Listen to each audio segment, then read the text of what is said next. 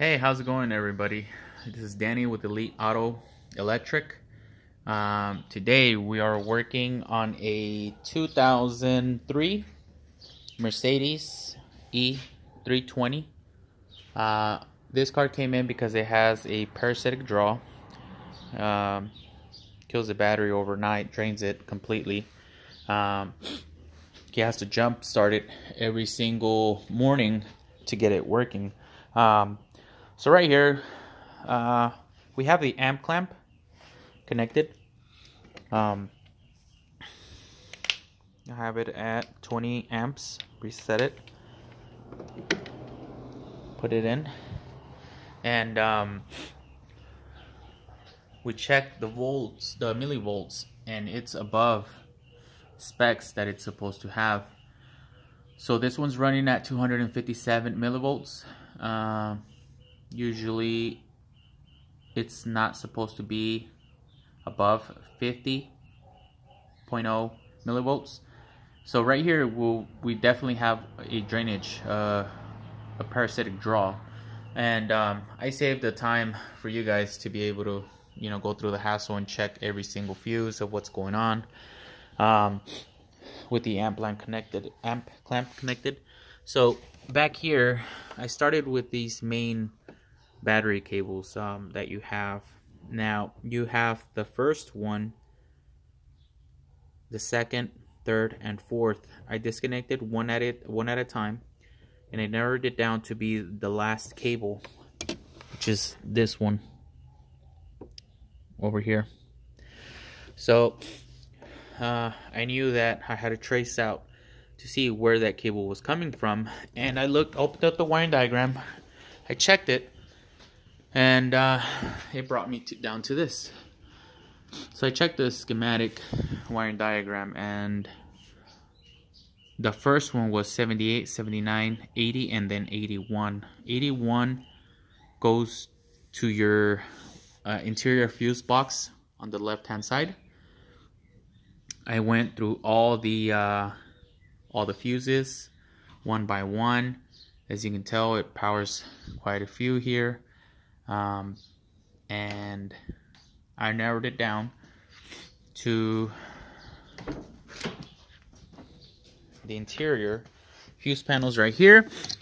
So I started taking out one by one with the amp clamp, and start checking to see what fuse would actually drop the millivolts. And I traced it back to the passenger seat memory control module. So it's the passenger side, and it's coming from that circuit. So that is what's causing my shortage. Let's take out the fuse, close the door, and these cars are equipped with a lot of modules. So activate the alarm. Everything's awake as of now. Now these cars, you do have to wait a couple seconds, so then that way all the modules start going to sleep. Once they reach in a sleep mode, then that's where you would determine if the amp draw it's done with. So I did more testing to it and found out that there was a module that needed to be replaced. And after that, it should be good. I still gotta call the customer and find out his approval of his or her approval. So I just wanted to take the time and show you guys just a quick way to be able to check out any parasitic draw with an amp clamp. You hook it up to your scope meter, which is here, and you have it to check your millivolts.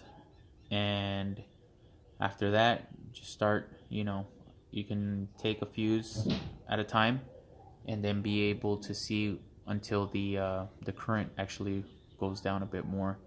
After that, you should be able to trace it down to what powers it, and like I have here on my wiring diagram. And and go from there. So fuse, it was fuse 23. I traced down to fuse 23, and then I went to memory system,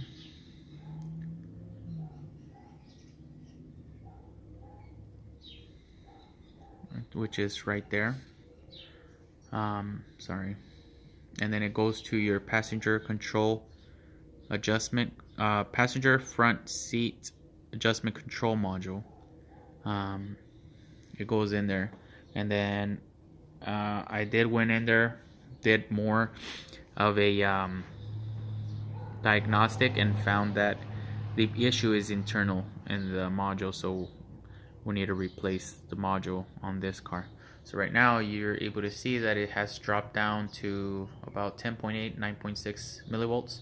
That's perfect. Like I said, it should be below 50. So I mean, it's pretty good.